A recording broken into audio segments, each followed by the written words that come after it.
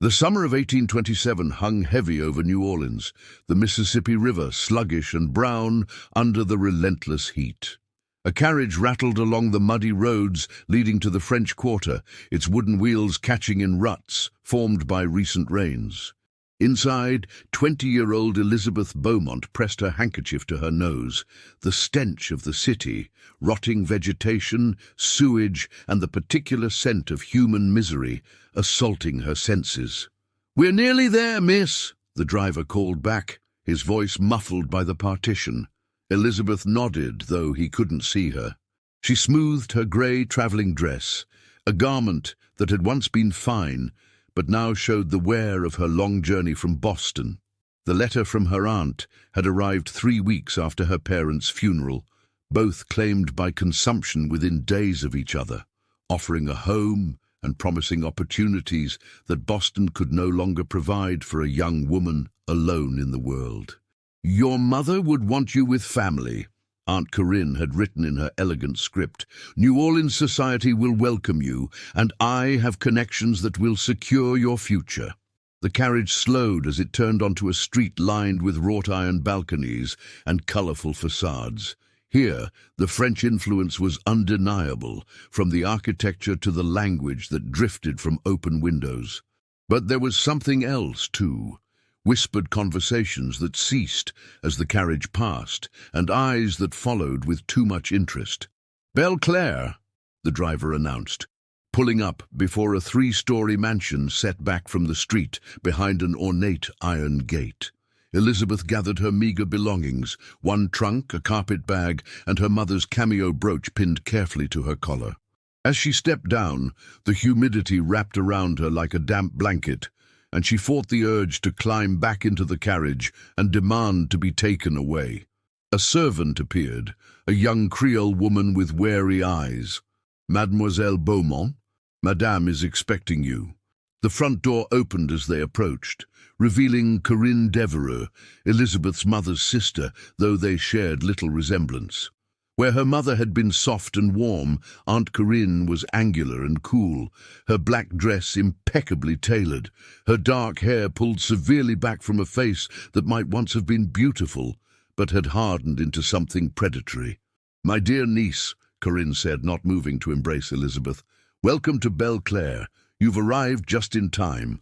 "Just in time?" Elizabeth echoed, suddenly aware of movement behind her aunt, several people watching from the shadows of the grand foyer. "Yes," Corinne smiled, though it didn't reach her eyes. "Just in time for your introduction to society. I've arranged everything. Your cousins are eager to meet you." As Elizabeth crossed the threshold, she noticed a peculiar scent beneath the expected aromas of beeswax and potpourri, something medicinal and sharp. And from somewhere deeper in the house, she could swear she heard a woman crying. "You must be exhausted from your journey," Corinne continued. "Marie will show you to your room. Rest now. Tomorrow, we begin preparing you for your new life in New Orleans." As Elizabeth followed Marie up the winding staircase, she felt the weight of unseen eyes upon her back. At the landing, she paused and looked down.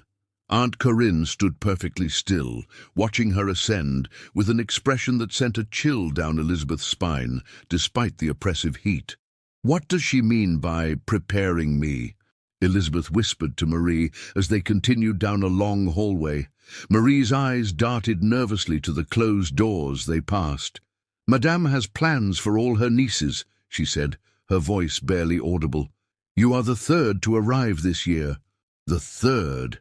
I didn't know I had other cousins here." Marie stopped before a door at the end of the hall. "Not cousins," she corrected. "Nieces, like you, from different sisters." She hesitated, then added, "I should not say more." The door opened to reveal a beautiful bedroom, but Elizabeth's attention was drawn to the window, barred with delicate but unmistakably strong ironwork. "For your protection," Marie explained, seeing her gaze. "New Orleans can be dangerous for young ladies." "Nide." As Marie closed the door, Elizabeth heard the unmistakable sound of a key turning in a lock. Darkness fell quickly over New Orleans, the transition from day to night as abrupt as a theatre curtain dropping. Elizabeth stood at her barred window, watching oil lamps flicker to life along the street below. Her room, though lavishly appointed with a four-poster bed and fine furniture, felt more like a cage than a sanctuary. She had tried the door twice since Marie had left. Locked, as she'd suspected. The dinner tray that had been brought up contained rich Creole dishes, gumbo thick with okra and shrimp, fresh bread, and a glass of sweet wine that she'd left untouched. Trust came slowly to Elizabeth, a lesson hard learned from her years in Boston society after her father's shipping business began to fail. A soft knock startled her from her thoughts. Elizabeth tensed, expecting Aunt Corinne, but when the door opened, a young woman not much older than herself slipped inside. She was pale and thin, with dark circles under eyes that darted nervously toward the hallway before she closed the door behind her. "You shouldn't be here," the woman whispered, her accent distinctly northern. "None of us should." Elizabeth stepped forward. "Who are you?" "Catherine Aldridge. I arrived 4 months ago from Philadelphia. My mother was Corinne's youngest sister." She twisted her hands together, revealing raw spots on her wrists. "Listen carefully. Whatever Corinne has promised you, security, a good marriage, social connections, it's all lies." "What do you mean?" Elizabeth asked, though a knot of dread was already forming in her stomach. Catherine moved closer, lowering her voice further.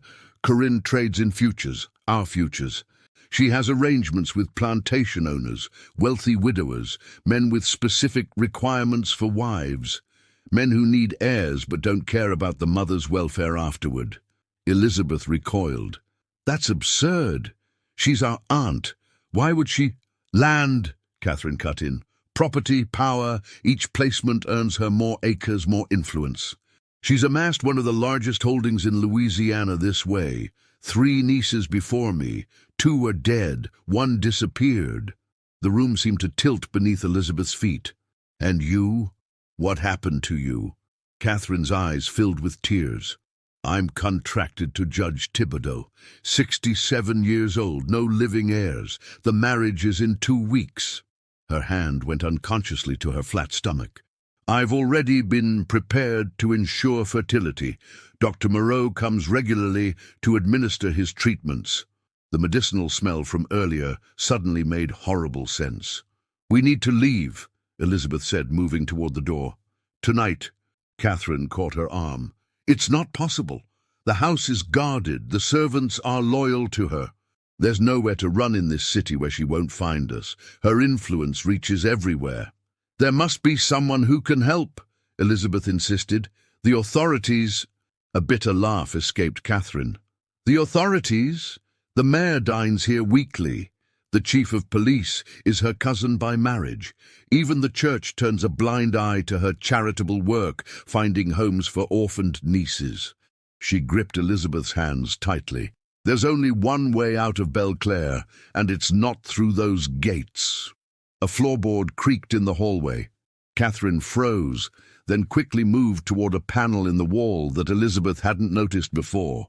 "Hidden passages," Catherine explained hurriedly. "Built during the Spanish occupation. Learn them. They're our only privacy." She pressed something, and the panel slid open. "I'll come again when I can.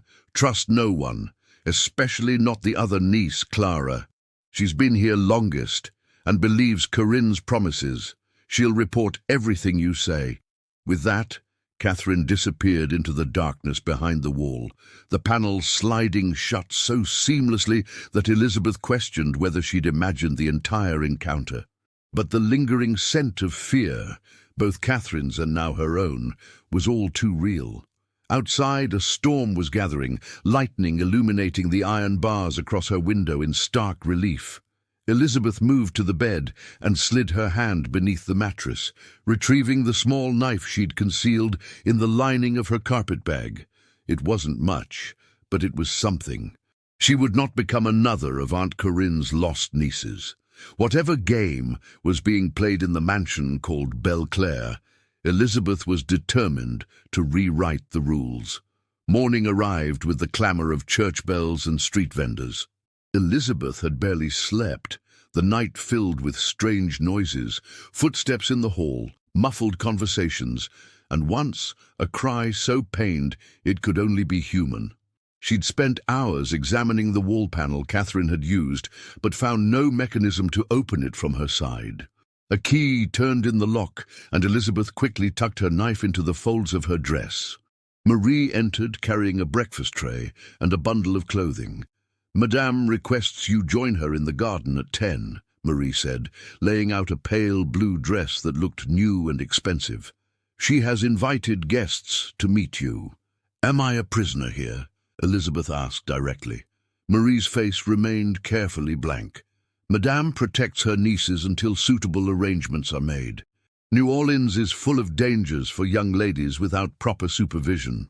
"And what of Catherine Aldridge? Is she also being protected?"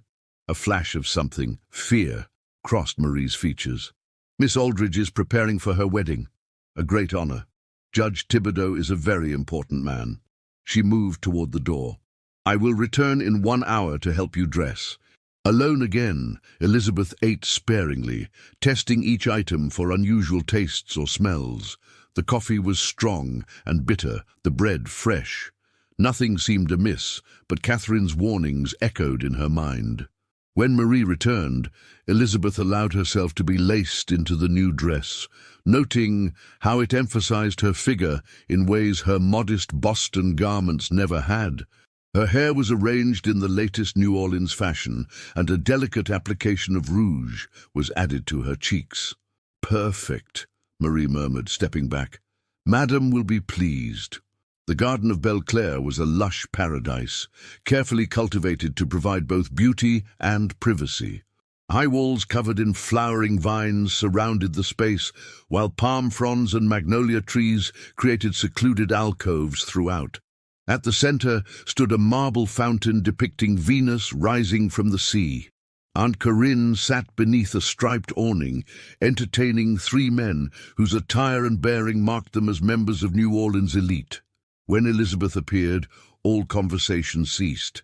"Gentlemen," Corinne smiled, extending a hand toward Elizabeth, "may I present my niece, Miss Elizabeth Beaumont, recently arrived from Boston. Elizabeth, come meet our distinguished guests." Elizabeth approached slowly, studying each face. The oldest man, corpulent and red-faced beneath a shock of white hair, looked at her with undisguised assessment, as one might inspect livestock. The second, younger but with cold, calculating eyes, offered a smile that never reached his gaze.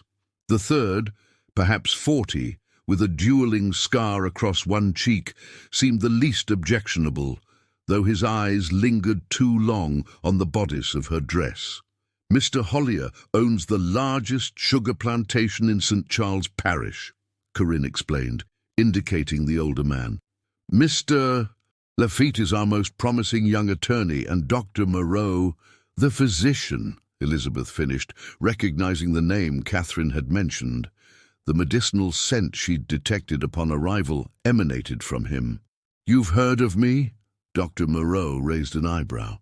"Only that you attend to the household," Elizabeth replied carefully. "My aunt mentioned you provide treatments for the young ladies here." An uncomfortable silence fell. Corinne's smile tightened almost imperceptibly. "Dr. Moreau ensures the health of everyone at Belclair," she said smoothly. "Now, Elizabeth, tell our guests about your accomplishments in Boston. I understand you are quite accomplished in music and languages." The conversation proceeded with superficial pleasantries, but Elizabeth felt herself being evaluated, questioned in ways that seemed designed to reveal her temperament, her obedience, her fertility. Mr. Hollier asked about her mother's childbearing history. Mr. Lafitte inquired about her views on wifely duty. Dr. Moreau watched her with clinical interest, as if already planning whatever treatments she might receive. "You must excuse us, gentlemen," Corinne eventually announced. "My niece is still adjusting to our climate and requires her afternoon rest." As the men took their leave, Mr. Hollier bent to whisper something in Corinne's ear that made her smile coldly. Money would change hands, Elizabeth realized. Negotiations were already underway. "You made quite an impression," Corinne said, as they walked back toward the house. "Mr. Hollier particularly admired your complexion. His first wife bore him 3 sons before succumbing to fever, but that was many years ago. He seeks to expand his family line once more." "And what do I receive in this transaction?" Elizabeth asked, keeping her voice steady despite her disgust.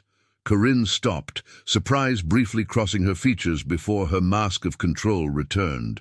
"Why, security, my dear, position. The Hollier name is among the oldest in Louisiana. You would want for nothing except freedom." A cold laugh escaped Corinne. "Freedom? What freedom did you have in Boston as a penniless orphan? What prospects? Here, you will have a purpose.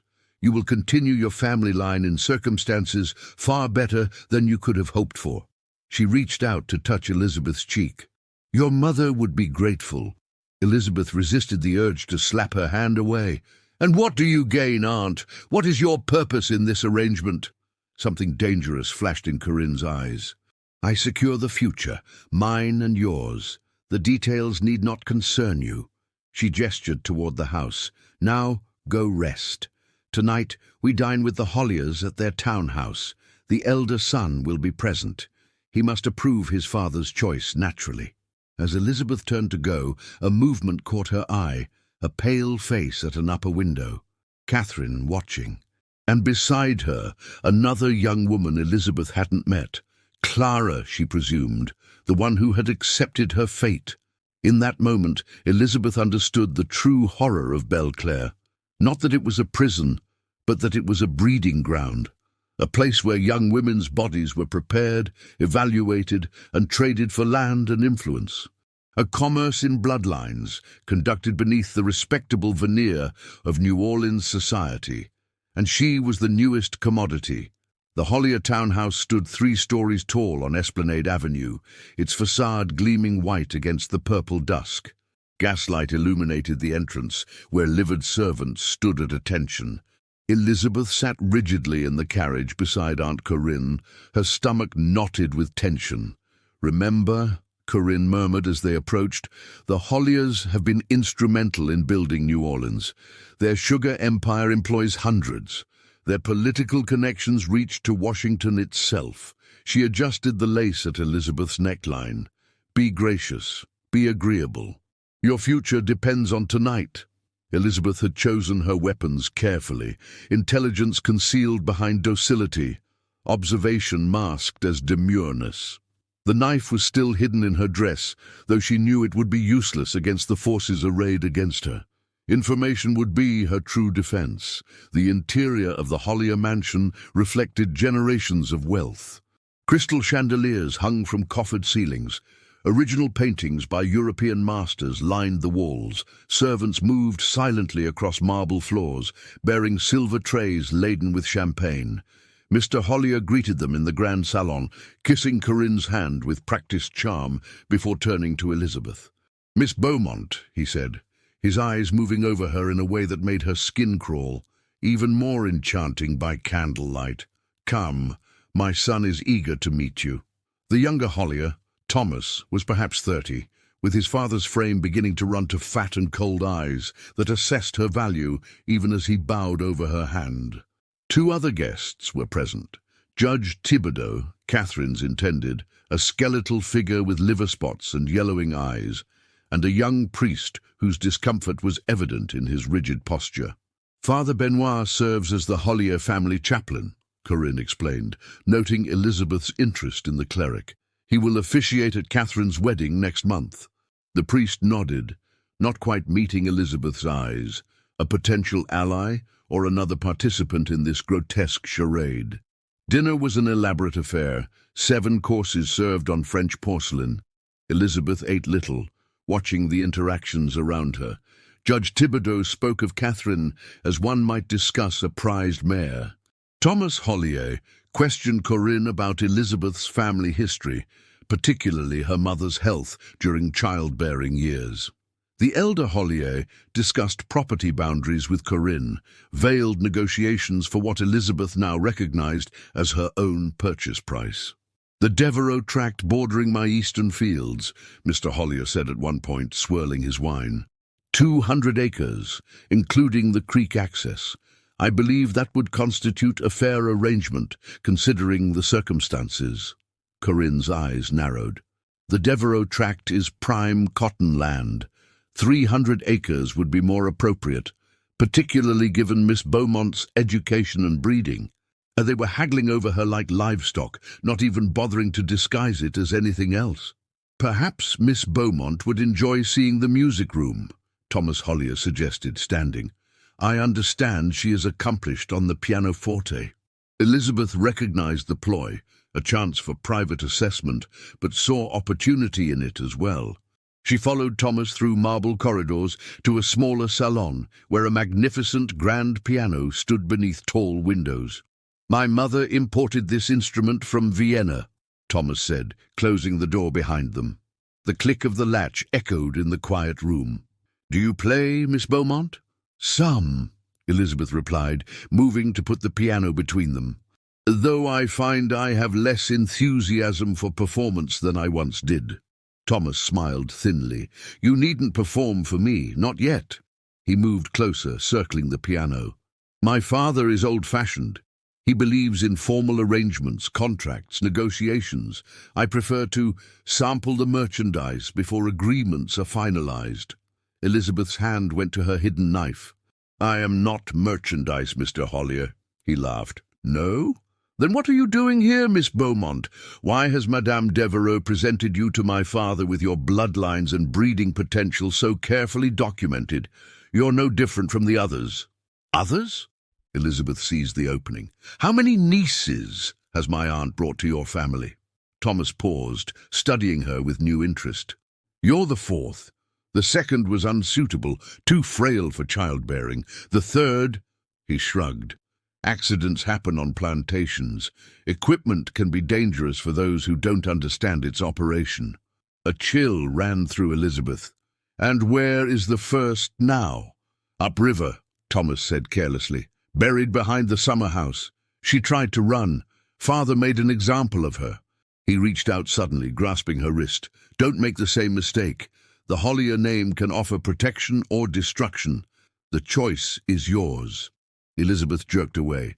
Does Father Benoit know about the girl upriver? Uncertainty flickered in Thomas's eyes. The priest knows his place, as should you. Before he could move closer, the door opened, revealing Aunt Corinne. Thomas, she said smoothly, your father is discussing the fall harvest. He requested your input. Her eyes moved between them, assessing. Elizabeth, dear, are you unwell? You look flushed.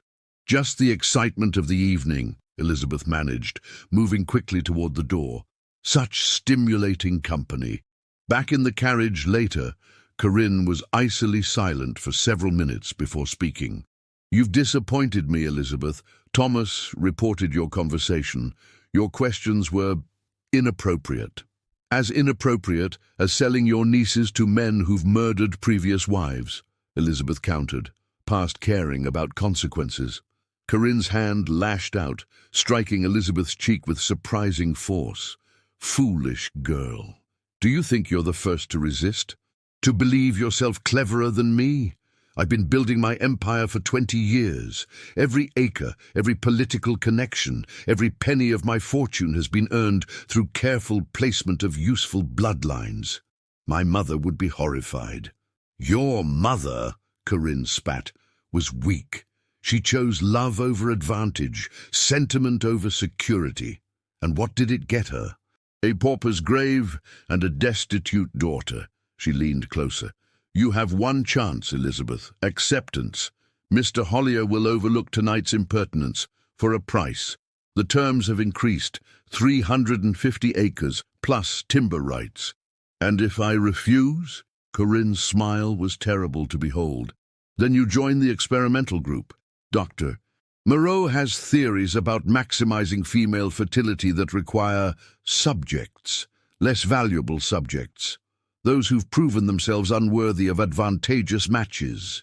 As the carriage rattled through the dark streets, Elizabeth realized the full scope of the horror she'd entered. This was not merely a marriage market, but a breeding program, generations in the making. And somewhere in New Orleans, Dr. Moreau was conducting experiments on young women whose only crime was resistance. Dawn had barely broken when Elizabeth's door opened without warning. Instead of Marie, Clara entered. The niece Catherine had warned about. She was beautiful in a brittle way, her blonde hair arranged perfectly, her green silk dress emphasizing a figure that was slightly fuller than when Elizabeth had glimpsed her at the window. "Aunt Corinne sent me to assess the damage," Clara said without preamble, closing the door.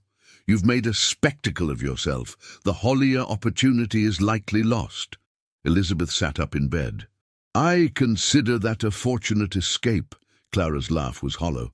"There are no escapes from Belclair, only transfers."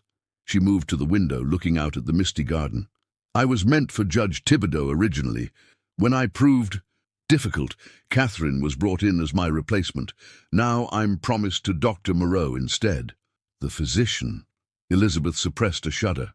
"And you accept this?" "I adapt," Clara corrected. "As will you if you're wise." She turned, and Elizabeth noticed what she hadn't before, a slight swelling beneath Clara's expertly tailored bodice. "Dr. Moreau believes in practical demonstrations of fertility before finalizing arrangements. The child will be adopted by a Moreau cousin, raised as their own. My value increases with proof of capability." Elizabeth felt sick. "You're with child, yet unmarried. And you accept this as normal." "Normal?" Clara laughed bitterly. "Nothing about Belclair is normal, but it is reality. My mother died in Boston when I was 16. Aunt Corinne was my only option, just as she is yours." She moved closer, lowering her voice. "Catherine has filled your head with escape fantasies, hasn't she? Told you about the passages?" Elizabeth remained silent, unsure whether Clara was testing her. "The passages are real," Clara continued, "built during the Spanish occupation for smuggling. They run beneath most of the old city, but they won't help you. Every exit is watched. Every boat on the river checked for runaways. Every coach driver, every innkeeper, every merchant has been paid to report young women traveling alone. There must be someone who isn't under her influence," Elizabeth insisted. Clara's expression softened slightly. "You're not the first to think so. Catherine believed a letter smuggled to her brother would bring rescue. The brother arrived 3 weeks ago. He now owns a gambling hall on Perdition Street, courtesy of Aunt Corinne. Loyalty is easily purchased in New Orleans." "Not everyone's loyalty," Elizabeth countered. "Perhaps not," Clara conceded. "But finding those few is the challenge, isn't it?" She moved to the door. "Aunt Corinne will summon you this afternoon. Dr. Moreau will be present. Initial examinations begin today." Elizabeth felt cold dread spread through her. "What examinations?" Clara's hand went unconsciously to her abdomen. "Fertility assessment, measurements, preparations." She hesitated.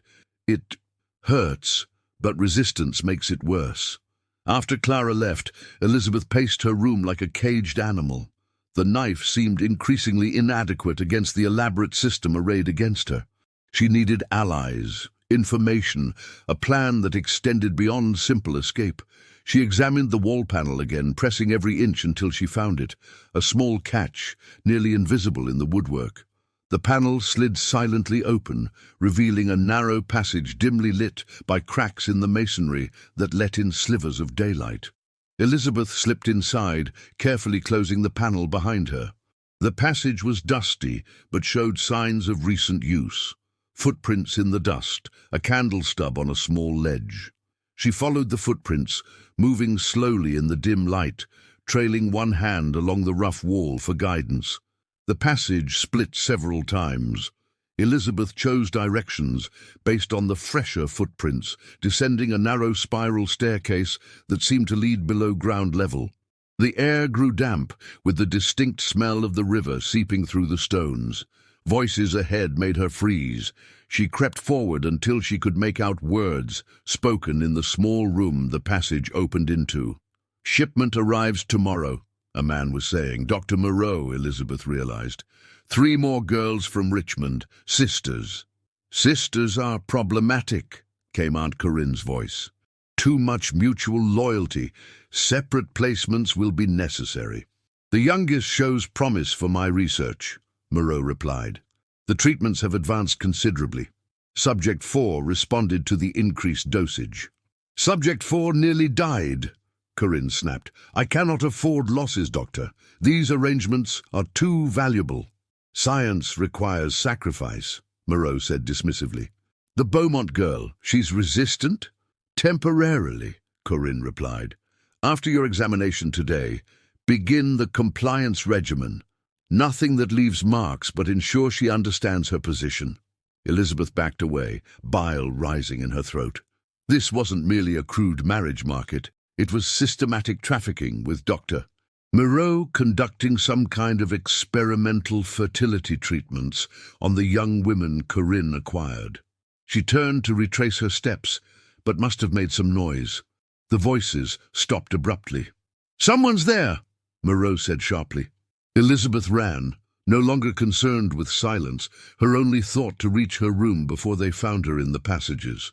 She took a wrong turn in her panic, finding herself in an unfamiliar section that seemed older, the walls rougher. Ahead, light spilled from another hidden door, left ajar. Elizabeth slipped through it and found herself in what appeared to be a storage room, but one filled with strange equipment. Glass bottles containing powders and liquids lined shelves. An examination table with leather restraints stood in the center. Notebooks filled with cramped handwriting and disturbing anatomical drawings were stacked on a desk. Moreau's laboratory.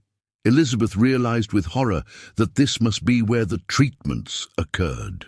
One notebook lay open, a page headed Fertility Enhancement Protocol, Subject 7, C.A. Catherine.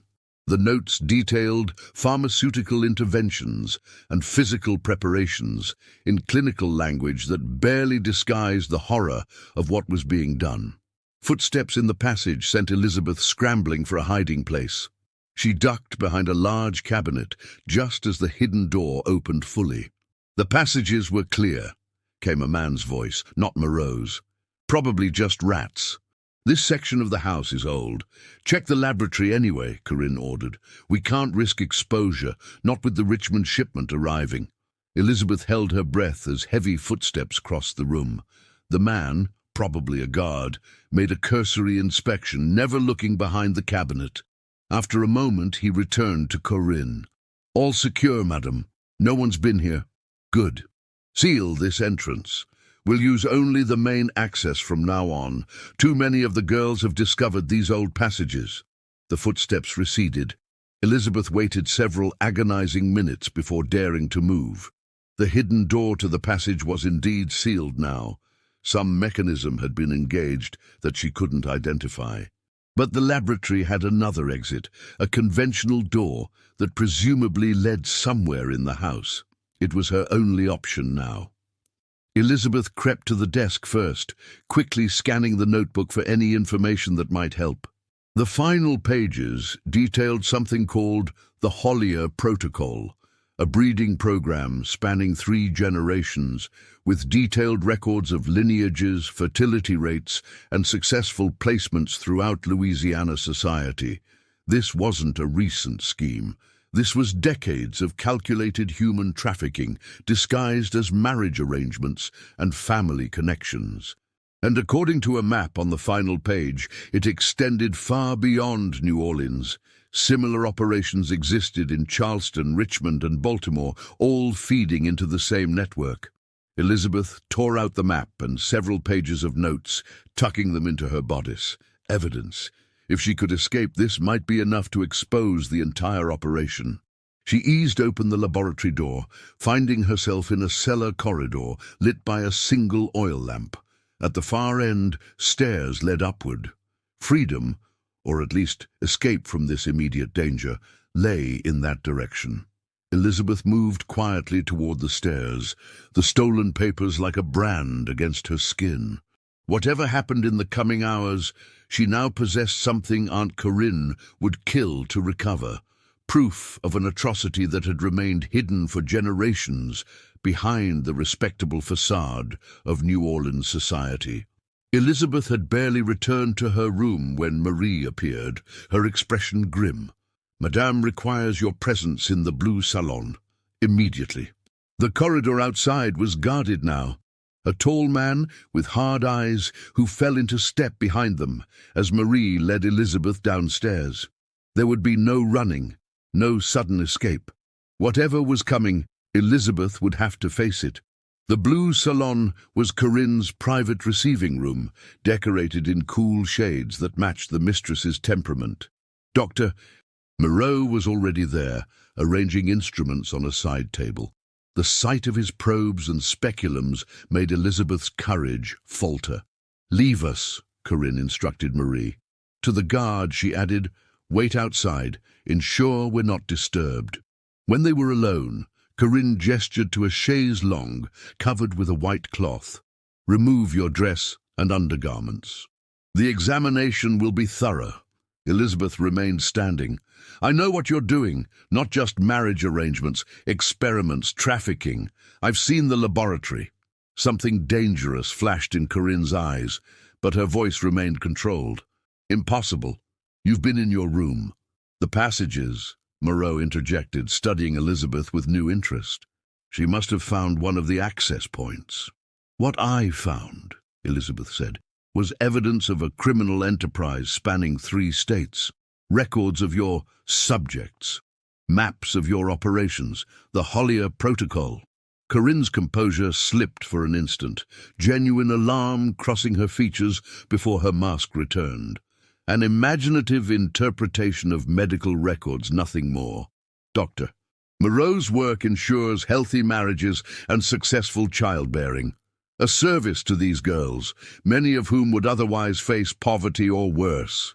"A service?" Elizabeth laughed bitterly. "Like the service you provided to the girl buried behind the Hollier summer house, or the treatments that nearly killed Subject 4. Moreau stepped forward. "You understand nothing of medical science, girl. My methods have advanced our understanding of female fertility beyond what conventional physicians could imagine.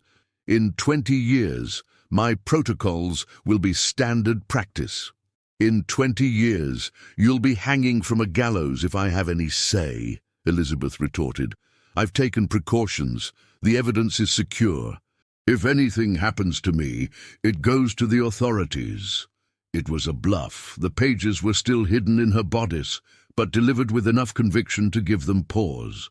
Corinne recovered first. "I believe you misunderstand your position, niece. New Orleans is my city. The authorities answer to me. The church turns a blind eye to my charitable work. You have nowhere to turn." "Not even to Father Benoit?" Elizabeth asked, watching closely for a reaction. He seemed uncomfortable at the Hollier dinner. Perhaps his loyalty to God outweighs his fear of you. A flash of uncertainty crossed Corinne's face. "Benoit is irrelevant, a functionary who performs ceremonies when required." But something in her tone suggested otherwise, a potential weakness. "Now," Corinne continued, "you will submit to examination, or Dr. Moreau will administer a sedative. The choice is yours, but the outcome remains the same." Elizabeth weighed her options. Resistance now would likely lead to sedation and worse violation. Compliance might buy time and the chance to gather more evidence. The stolen pages were damning, but without a way to escape Belclair, they were useless. "I'll comply," she said finally, "on one condition. I want to see Catherine afterward, to apologize for doubting her about the household arrangements." Corinne's eyes narrowed. "Catherine is in seclusion preparing for her wedding. No visitors." "Then I resist," Elizabeth stated firmly. "Sedate me if you must, but I promise you, what follows will be much worse for you than for me." It was another bluff, but delivered with such conviction that after a moment, Corinne nodded curtly. 10 minutes, supervised, after the examination. The next hour was among the most humiliating of Elizabeth's life. Moreau's hands were cold and clinical as he measured, prodded, and invaded her body, making notes in a small book as he worked. Corinne watched dispassionately, occasionally asking questions about pelvic capacity and breeding potential. Elizabeth retreated deep within herself, focusing on memorizing every detail, every instrument, every comment, every procedure. More evidence, more ammunition. Excellent structure, Moreau concluded at last. Prime childbearing potential, some nutritional deficiencies to address, but otherwise ideal for the program. The Hollier opportunity is likely lost, Corinne mused, but Lafitte expressed interest. His family connections to shipping would be valuable. The attorney? Elizabeth asked, pulling her clothes back on with shaking hands. He's part of this network too. Everyone of consequence in New Orleans is connected to our work in some way, Corinne replied, seemingly unconcerned now about what Elizabeth knew. Judges, attorneys, physicians, plantation owners all understand the importance of controlled bloodlines and profitable alliances. And if I continue to resist, Moreau smiled coldly, then you join my research group, less comfortable but scientifically valuable. Many of my most important discoveries came from subjects who proved difficult in conventional placements. Elizabeth suppressed a shudder. I believe I was promised a visit with Catherine. Corinne nodded to the guard outside the door. Bring Miss Aldridge to the Green Salon. 10 minutes, supervised. Catherine looked worse than when Elizabeth had last seen her, paler, thinner, with a slight tremor in her hands. But her eyes lit with genuine warmth when Elizabeth entered, and she embraced her with surprising strength. You've discovered the truth, Catherine whispered, her lips close to Elizabeth's ear during their embrace. I can see it in your face. The guard stood by the door, watching but not close enough to hear whispered conversation. The laboratory, Elizabeth confirmed quietly as they sat together on a small sofa. The records. I have pages hidden in my dress. Evidence of everything.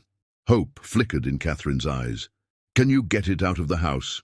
Not yet, but I've identified a potential ally, Father Benoit. Corinne seemed concerned when I mentioned him. Catherine nodded slightly. The priest has doubts. I've seen it during my premarital counseling. He knows something is wrong but lacks proof. She glanced at the guard before continuing. There's a chance. Tomorrow, Judge Thibodeau is hosting a garden party to announce our engagement. Father Benoit will attend. So will you. All of Corinne's nieces will be presented to society. Public exposure, Elizabeth mused. It's risky. Everything is risky now, Catherine replied, her voice taking on a desperate edge. My wedding is in 2 weeks. After that, her hand moved unconsciously to her stomach. Moreau has already begun my preparations. Special tonics to ensure conception on the wedding night. The judge wants an heir quickly, given his age. Elizabeth squeezed Catherine's hand. I'll find a way to reach the priest tomorrow. If I can get these pages to him... Time's up, the guard announced, moving toward them. Catherine stood, her public mask of compliance returning. In a normal voice, she said, I'm so pleased you're adjusting to life at Belclair, cousin. New Orleans society will embrace you, just as it has me. As Catherine was led away, Elizabeth caught a glimpse of Clara watching from the doorway, her expression unreadable. Had she overheard? Would she report to Corinne? Elizabeth was escorted back to her room, which now had a guard stationed permanently outside. The hidden panel remained her only potential escape route, though she suspected Corinne might have had other entrances sealed after their earlier conversation.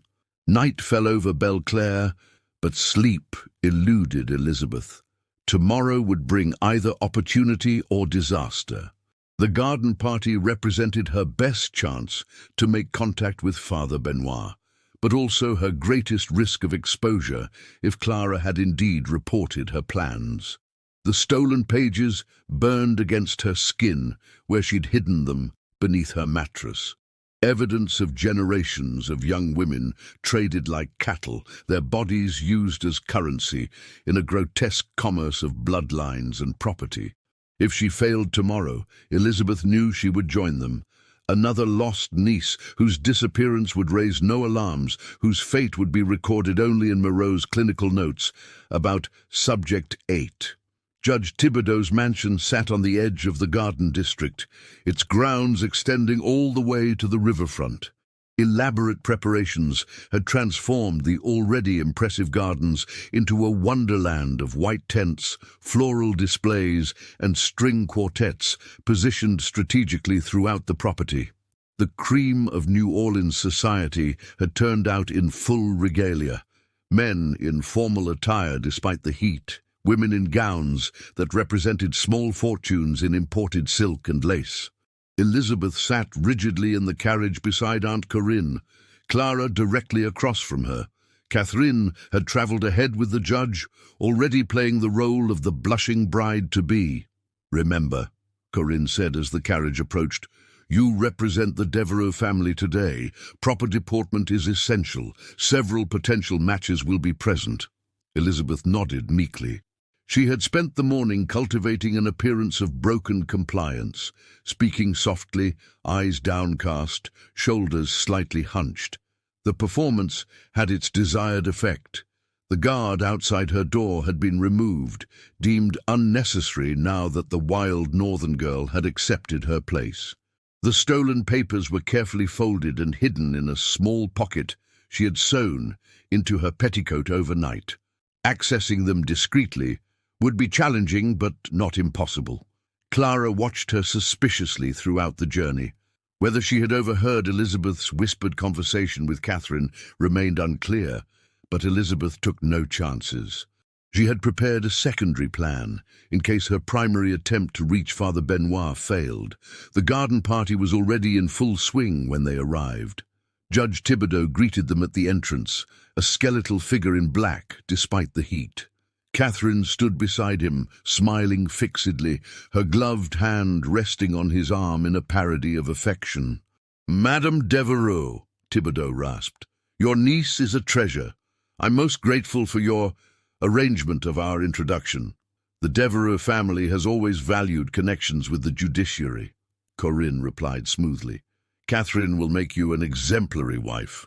Elizabeth studied the interactions around her with new awareness.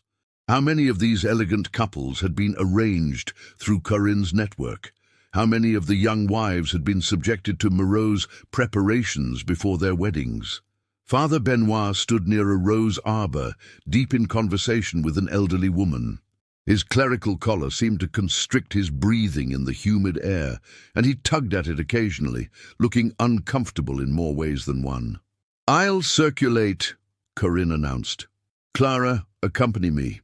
Elizabeth, you may explore the gardens. Mr. Lafitte has expressed interest in making your acquaintance again. He should be near the fountain." And it was as close to freedom as Elizabeth had experienced since arriving in New Orleans. As Corinne and Clara moved away, she began a careful path toward the priest, taking care not to appear too purposeful. She was halfway there when Mr. Hollier intercepted her, his corpulent frame blocking her path. "Miss Beaumont," he said, his eyes cold despite his smile, "I was disappointed our earlier negotiations proved unsuccessful. Perhaps you've reconsidered your position?" Elizabeth cursed inwardly, but maintained her facade of docility. "Mr. Hollier, you honor me with your continued interest. I admit I was overwhelmed by the prospect of joining such an esteemed family." He seemed pleased by her apparent change of heart. "Youth often fails to appreciate opportunity. Your aunt suggested your temperament required adjustment. I'm pleased to see it's occurred." "My aunt is wise in all things," Elizabeth replied, bile rising in her throat at the words. "If you'll excuse me, I was just going to pay my respects to Father Benoit. As a newcomer to New Orleans, I should introduce myself to the church." Hollier's expression darkened slightly. "The priest is an unnecessary formality in these matters. Legal documents hold more weight than religious blessing." An interesting reaction. Elizabeth filed it away as another piece of evidence that Father Benoit might indeed be her best hope. "Nevertheless, appearances must be maintained. Society expects certain proprieties," Hollier conceded with a curt nod. "We'll speak later about resuming our arrangement. The terms may need adjustment after your indiscretion." Elizabeth continued toward Father Benoit, moving casually but purposefully. She was nearly there when she noticed Clara watching her from across the garden, her expression alert and suspicious. Changing course slightly, Elizabeth approached a refreshment table instead, accepting a glass of lemonade and engaging an elderly matron in conversation about the flower arrangements. All the while, she kept Benoit in her peripheral vision, waiting for an opportunity. It came when the announcement of Catherine and Thibaudot's engagement drew the crowd toward the main terrace. As guests migrated en masse to witness the formal declaration, Elizabeth finally found herself near the priest, who had lingered behind, looking distinctly uncomfortable with the proceedings. "Father Benoit," she said softly, approaching him from the side, "might I have a moment of your time? A spiritual matter." He turned, studying her with tired eyes that held a hint of kindness. "Of course, Miss Beaumont, Elizabeth Beaumont, Madame Devereux's niece." Recognition flickered in his expression. "Ah, another niece. How fortunate Madame Devereux is to have so many relations seeking her guidance." There was a trace of irony in his tone that gave Elizabeth hope. Indeed, though some forms of guidance are more restrictive than others. The priest glanced toward the crowd, where Thibaudot was raising a toast to his young bride-to-be. "Walk with me, Miss Beaumont. The river view is particularly fine from the south garden." They strolled casually away from the gathering, following a gravel path that led toward a secluded viewpoint overlooking the Mississippi. When they were beyond earshot of the other guests, Benoit spoke in a lowered voice. "You have something to say that cannot be overheard, I presume." Elizabeth glanced back to ensure they weren't followed. "I know what happens at Belclair, what Aunt Corinne and Dr. Moreau are doing to the nieces, the breeding program, the experiments, all of it." Benoit's face remained carefully neutral, but his hands tightened on his prayer book. "These are serious allegations, Miss Beaumont. Not allegations, facts." Elizabeth carefully extracted one folded page from her hidden pocket. "This is a copy of their records. There's more. A map of their operations across 3 states. Details of what they call the Hollier Protocol, a multi-generational breeding program designed to consolidate land holdings and political influence through strategic marriages." The priest took the page with trembling fingers, scanning its contents. The color drained from his face. "Mother of God," he whispered, "I suspected irregularities in these arrangements, but this is monstrous." "There's worse," Elizabeth continued. "Dr. Moreau conducts fertility experiments on girls who resist placement, and at least one previous niece is buried behind the Hollier plantation house after attempting escape." Benoit stared at the river, conflict evident in his expression. "The church has accepted donations from these families for generations, baptized their children, blessed their marriages." He turned to Elizabeth, genuine anguish in his eyes. "How did I not see it?" "You weren't meant to see it," Elizabeth said gently. "None of us were. The question is, what will you do now that you know?" Before he could answer, a voice called from behind them. "Elizabeth! Father Benoit! The engagement toast is beginning." Clara stood at the top of the path, watching them intently. Had she seen the exchange of documents? "We should return," Benoit said, carefully folding the page and secreting it within his prayer book. "Tonight, Vespers service at St. Louis Cathedral, 7 o'clock. I will arrange for assistance." Elizabeth nodded slightly, then turned with a bright smile toward Clara. "We were just discussing Boston churches. Father Benoit has a cousin who served at my home parish."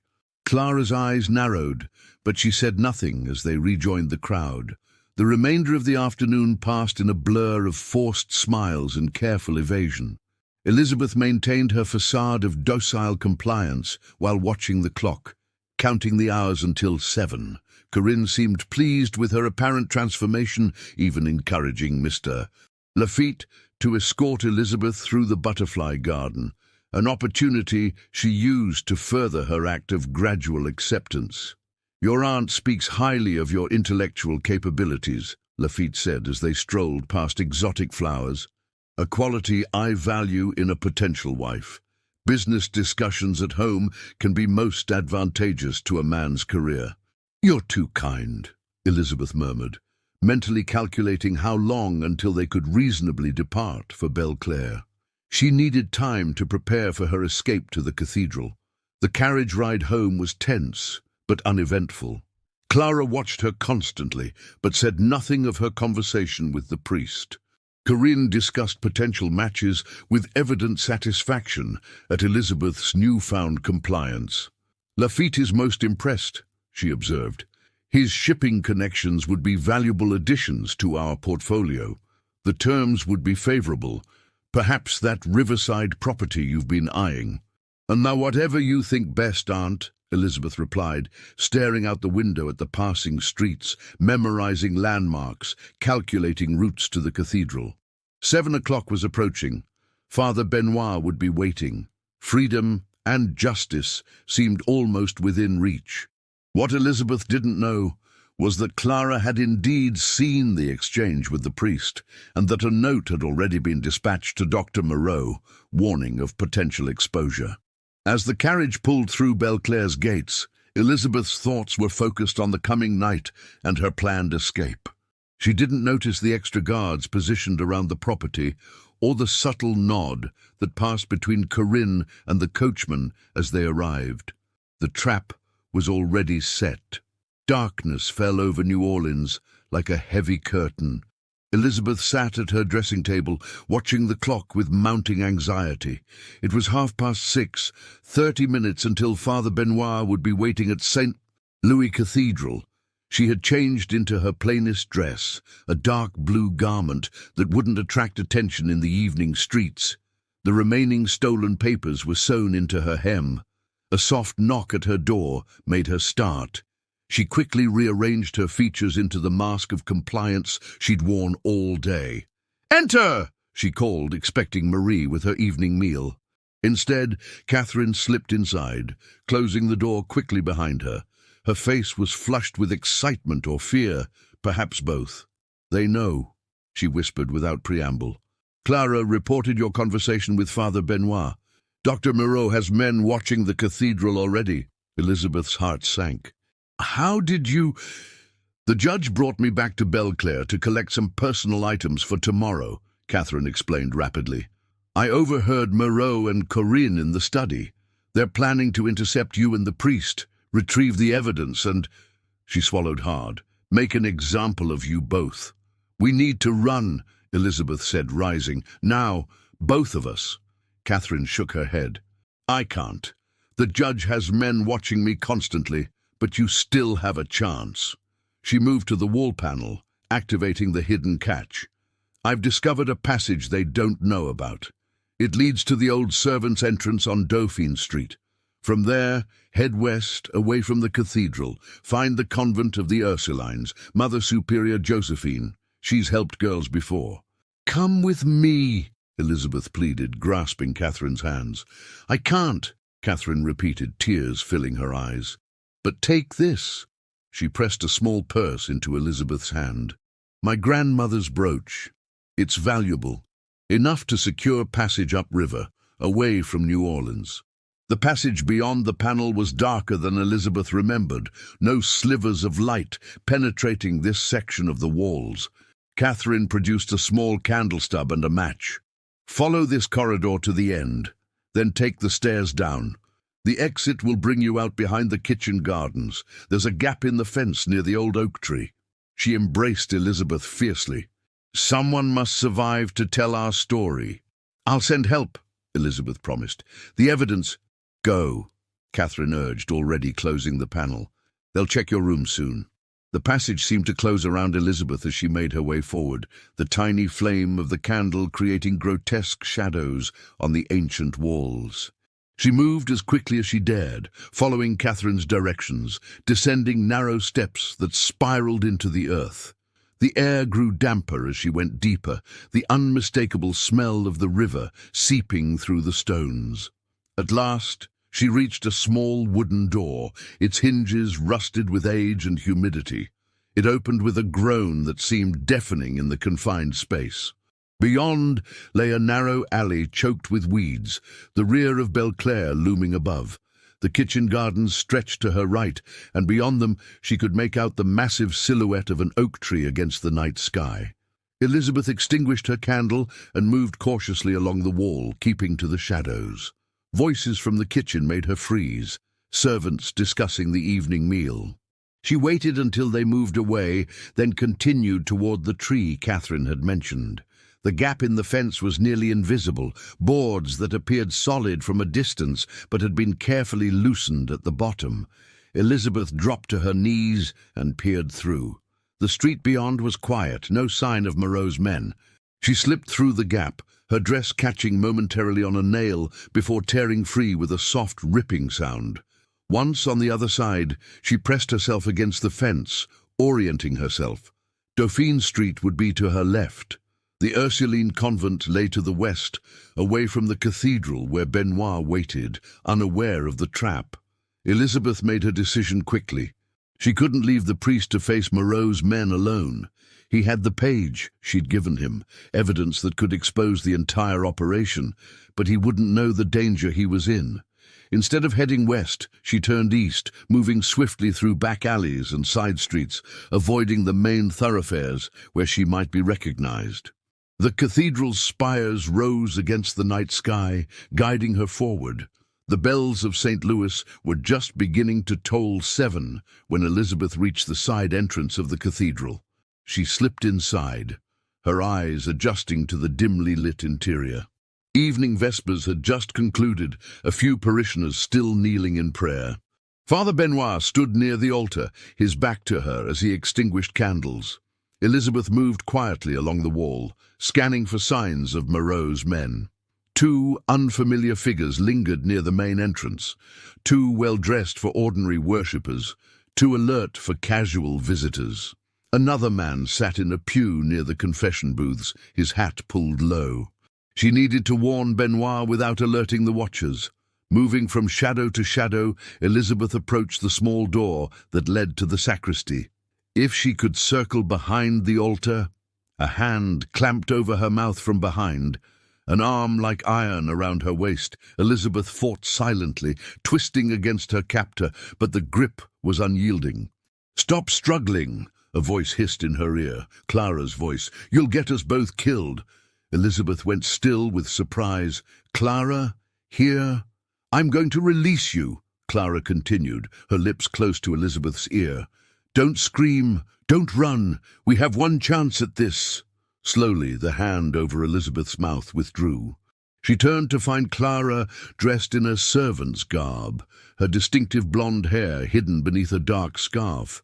"What are you—" "Choosing a side," Clara cut her off. "Catherine told me what you found, the records, Moreau's experiments." Her hand went unconsciously to her abdomen. "What they've done to all of us, what they plan to do to my child." Elizabeth studied her face, searching for deception. "You reported me to Corinne." "I reported what she expected to hear," Clara corrected, "that you were planning to meet Benoit. I never mentioned the documents or what I actually overheard." She glanced toward the men watching the cathedral. "They're waiting for you to approach him directly." "I need to warn him," Elizabeth said. "Get him out before they move in." Clara nodded.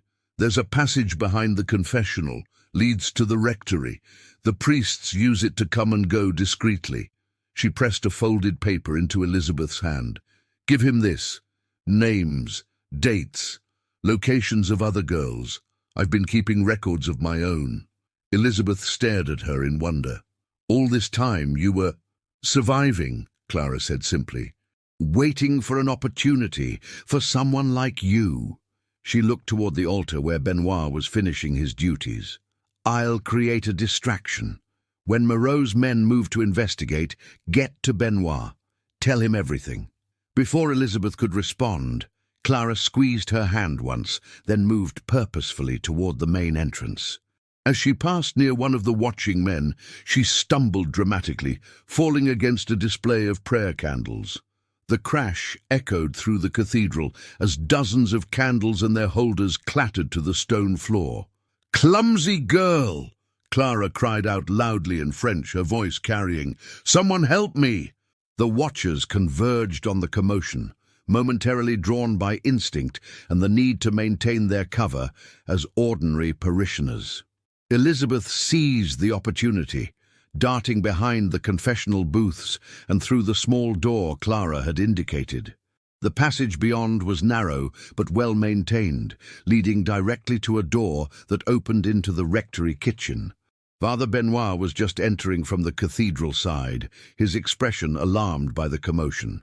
"Miss Beaumont," he exclaimed, "what are you—" "They know," Elizabeth cut him off. "Moreau has men in the cathedral. We need to leave, now." Understanding dawned in the priest's eyes. "The evidence—" "I have more," Elizabeth said, showing him Clara's document and the papers from her hem. "But we need to get it to someone who can act on it, someone beyond Corinne's influence." Benoit nodded grimly. "The Archbishop of Baltimore is visiting New Orleans, staying at the bishop's residence across the city. If we can reach him—" A crash from the cathedral interrupted him, shouting the sound of pursuit. Clara's distraction had been discovered for what it was. "This way," Benoit said, grabbing a lantern and leading Elizabeth toward the rear of the rectory. "There's a carriage house. The parish keeps a horse and buggy for visiting the sick." They hurried through the darkened rectory, footsteps echoing behind them now. Moreau's men had entered the building. The carriage house was a small structure behind the rectory, smelling of hay and horse. An elderly grey mare stood in her stall, ears pricking forward at their hasty entrance. "Harness her," Benoit instructed, lighting additional lanterns. "I'll delay them." Elizabeth moved to the horse, speaking softly as she fitted the harness with shaking hands. The simple buggy was already prepared, needing only the mare to be hitched to it. Voices approached the carriage house, angry, demanding. Through the small window, Elizabeth saw lanterns bobbing in the darkness, moving closer. "Priest," a man's voice called, "we know you're harboring a fugitive. Surrender her, and no harm will come to you." Benoit stepped to the carriage house door, his tall figure silhouetted against the night. "This is consecrated ground, gentlemen. You have no authority here." "We have every authority," came the reply. Dr. Moreau's voice, Elizabeth realized with a chill. "By order of Judge Thibodeau, we're pursuing an escaped mental patient, a danger to herself and others. Surely the church wouldn't interfere with medical care for a disturbed young woman." Elizabeth finished hitching the mare, securing the final buckles with trembling fingers. The buggy was ready. "Come out now, Elizabeth," Moreau called, his voice deceptively gentle. "Your condition is deteriorating. Your aunt is most concerned. These delusions about experiments and trafficking, classic signs of female hysteria. I can help you." Benoit didn't move from the doorway. "I've seen the evidence, Doctor. Records in your own hand. The Archbishop of Baltimore will see them by morning." A moment of silence followed this pronouncement. Then, "Take him." Men rushed forward from the darkness. Benoit turned to Elizabeth, his expression urgent. "Go, now! The bishop's residence on Royal Street." Elizabeth climbed into the buggy just as the first men reached the carriage house. Benoit grabbed a pitchfork from the wall, using it to hold them at bay as Elizabeth slapped the reins against the mare's back. The horse lunged forward, nearly trampling one of Moreau's men as the buggy burst from the carriage house. Elizabeth heard shouts, saw Benoit struggling against multiple attackers before the night swallowed the scene behind her. The mare seemed to understand the urgency, her old legs finding unexpected strength as they clattered through the rectory yard and onto the street beyond. Behind them, Elizabeth heard whistles blowing, city guards being alerted, no doubt with instructions to watch for a stolen church buggy. She guided the horse away from the main streets, taking narrow alleys where possible, working her way toward Royal Street and the bishop's residence. The documents were clutched in one hand, the reins in the other, each jostle of the buggy threatening to dislodge the precious evidence. Whether Benoit had escaped his attackers, whether Clara had managed to slip away during the commotion, whether Catherine remained safe at Belclair, these questions burned in Elizabeth's mind as she drove through the darkness, the fate of dozens of young women resting on her reaching the archbishop before Moreau's men intercepted her. New Orleans spread around her, a city of secrets and shadows, of elegance concealing atrocity. Somewhere in its labyrinthine streets, justice waited, if only she could reach it in time. Royal Street gleamed with the soft light of gas lamps, illuminating the elegant facades of some of New Orleans' finest residences. The bishop's mansion stood midway along the street, its iron gates flanked by stone pillars topped with crosses. 2 priests stood guard at the entrance, an unusual sight that suggested the archbishop's visit had brought heightened security. Elizabeth slowed the mare as she approached, aware of how she must appear, a young woman alone, driving a church buggy at night, her dress torn and dirty from her escape through the fence. Hardly the sort of visitor the Archbishop of Baltimore would typically receive. She was still half a block away when she spotted them. 2 of Moreau's men lounging against a building opposite the bishop's residence, watching the gates with predatory patience. They hadn't seen her yet, but approaching directly would mean certain capture. Elizabeth guided the buggy down a side street, circling behind the row of mansions. Most of these grand homes would have service entrances in the rear, servants' quarters, kitchen gardens, carriage houses, if she could find the bishop's back entrance. The narrow alley behind the residences was dark and smelled of garbage, but Elizabeth pressed on, counting buildings until she estimated she'd reached the bishop's property. A high wall surrounded the garden, but a gate stood slightly ajar, a stroke of luck she desperately needed. Tethering the mare to a post, Elizabeth slipped through the gate into a formal garden. Ahead, the bishop's residence blazed with light. A dinner or reception must be underway. Voices and music drifted from the open windows, suggesting a sizable gathering. Moving from shadow to shadow, Elizabeth approached the house. A line of servants bustled between the kitchen and the main dining room, carrying trays of food and drink. Among them, she spotted a young woman, approximately her size, her black and white uniform similar to what Elizabeth had seen servants wearing throughout the city. "Excuse me," Elizabeth said softly, stepping into the young woman's path. "I need to speak with the Archbishop. It's a matter of life and death." The servant girl startled, nearly dropping her tray of empty glasses. "You can't be back here. How did you get in?" "Please," Elizabeth implored. "Lives depend on this. Young women are being trafficked, experimented on. I have evidence, but there are men watching the front entrance who will kill me before I can deliver it." The girl's eyes widened. "You're mad. I should call the guards." "Marie-Claire!" a sharp voice called from the kitchen doorway. "Those glasses are needed now." The girl, Marie-Claire, hesitated, glancing between Elizabeth and the house. "Your apron," Elizabeth said quickly. "Let me borrow it." "Your cap, just for 5 minutes. I'll return them, I swear." "Impossible," Marie-Claire hissed, but her expression had softened slightly. "The Archbishop is dining with Bishop Rousseau and the mayor. No one can disturb them." "The mayor is part of it," Elizabeth insisted. "He's in Corinne Devereux's pocket. Please, I just need to get this evidence to the Archbishop." She held up the folded papers. "Girls are dying." Something in Elizabeth's desperate expression must have reached the servant girl. After a moment's hesitation, she set down her tray and untied her apron. "5 minutes," she whispered, handing over the white apron and cap. "Take the service stairs to the 2nd floor. The Archbishop is staying in the East Wing guest suite. If he's not at dinner, he might be there." She glanced nervously toward the kitchen. "I'll be dismissed if they catch you."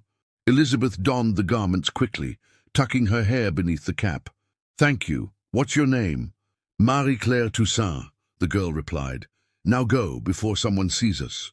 Clutching her precious documents, Elizabeth slipped through the kitchen door, keeping her head down as she navigated through the busy servants. No one gave her a second glance. Another anonymous young woman in the uniform of service. The service stairs were narrow and steep, hidden behind an unobtrusive door off the main corridor. Elizabeth climbed quickly, emerging onto the quieter 2nd floor. Here, the sounds of the dinner party were muffled. the hallway dimly lit by wall sconces. "East wing," Marie Claire had said. Elizabeth turned right, moving quietly along the carpeted corridor. Doors lined both sides, guest bedrooms, she assumed, but which belonged to the Archbishop. A soft murmur of voices ahead made her pause. Two men emerged from a room at the end of the hall, one in the distinctive robes of a Catholic bishop, the other in the simpler black cassock of a priest. They turned away from her, continuing their conversation as they moved toward the main staircase. The door they'd exited stood slightly ajar. Elizabeth approached cautiously, peering inside. The room was clearly a guest chamber of the highest quality. Rich furnishings, a writing desk covered with papers, a crucifix on the wall above the bed. The Archbishop's quarters, vacated only moments ago. Elizabeth slipped inside, closing the door quietly behind her. She needed to wait to intercept the Archbishop when he returned from dinner. But how long would that be? And what if Moreau's men grew impatient and forced their way inside the residence? The writing desk caught her attention. Correspondence bearing the seal of the Archdiocese of Baltimore. This was definitely the Archbishop's room. Elizabeth moved to the desk, searching for something to secure her evidence until she could deliver it personally. Her eyes fell on a leather portfolio marked with the Archbishop's insignia. Perfect. She could leave the documents inside, along with a note explaining their significance. Even if she were captured before speaking to him directly, the evidence would reach him. Elizabeth sat at the desk, finding a sheet of paper and a pen. Her hand trembled slightly as she wrote, "Your Excellency, these documents reveal a criminal network operating in New Orleans, Charleston, and Richmond. Young women are being trafficked under the guise of marriage arrangements, subjected to medical experiments, and used as breeding stock to secure land and political influence. The operation is centered at Belclair, the home of Madame Corinne Devereux, with Dr. Anton Moreau conducting fertility experiments on girls who resist placement. Judge Thibodeau, Mr. Hollier, and other prominent citizens are involved, including members of city government. Father Benoit of St. Louis Cathedral has seen this evidence and can confirm its authenticity. He may be in grave danger. There are at least 3 nieces currently imprisoned at Belclair. Catherine Aldridge, Clara Montrose, and possibly others I haven't met. I beg your intervention before more young women disappear.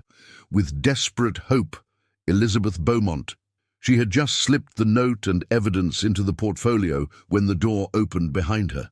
Elizabeth whirled, expecting to be confronted by the returning Archbishop or perhaps one of his attendants. Instead, Dr.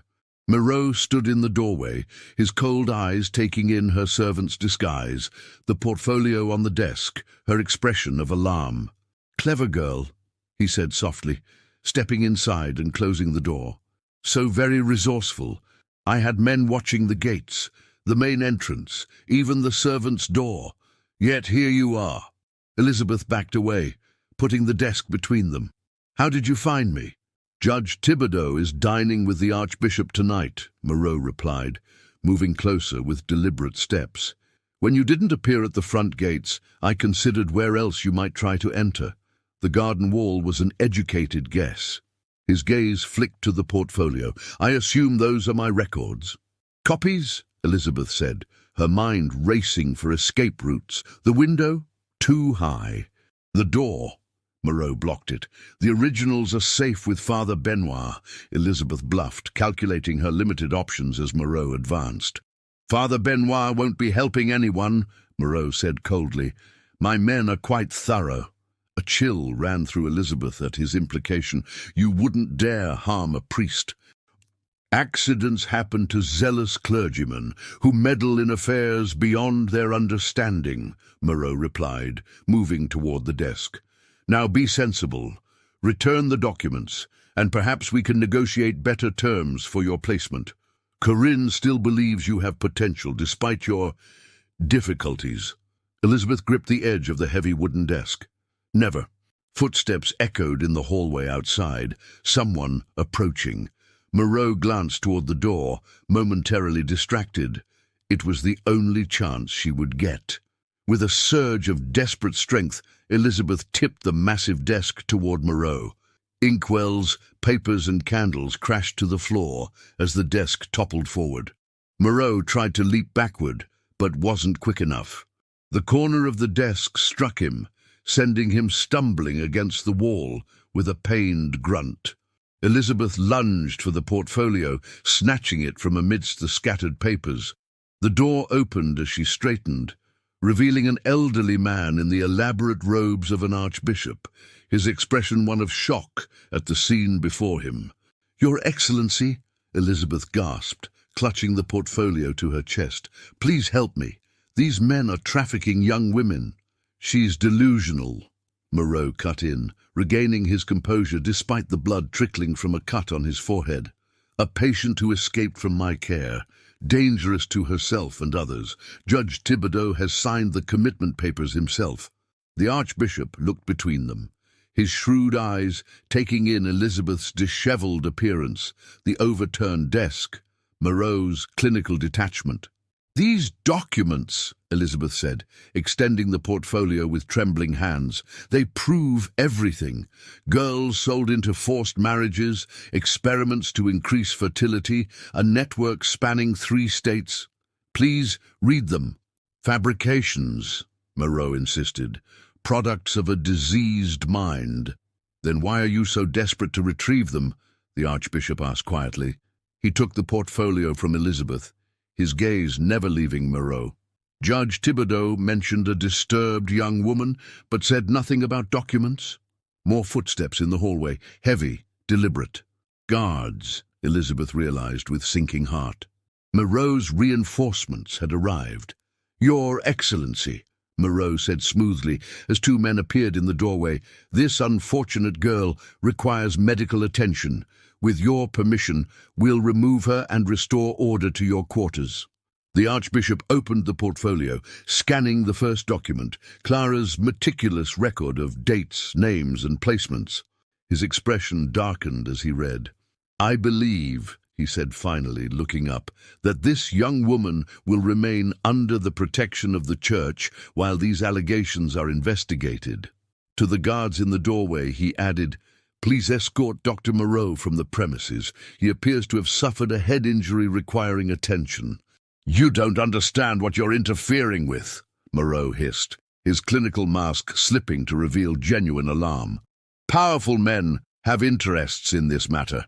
The church itself has benefited from our arrangements for generations." "If that is true," the archbishop replied coldly, "then a reckoning is long overdue." Dawn broke over New Orleans 3 days later, painting the Mississippi with streaks of gold and crimson. Elizabeth stood on the balcony of the Ursuline convent, watching as boats began their daily journeys along the great river. Behind her, the convent had become a temporary sanctuary and the center of a storm that was sweeping through New Orleans society. Mother Superior Josephine approached, her serene face betraying little of the drama unfolding around her.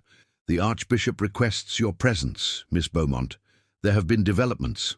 In the convent's small parlor, Elizabeth found the Archbishop in conversation with a distinguished man in a naval uniform, Captain William Morrison of the United States Navy, as he was introduced.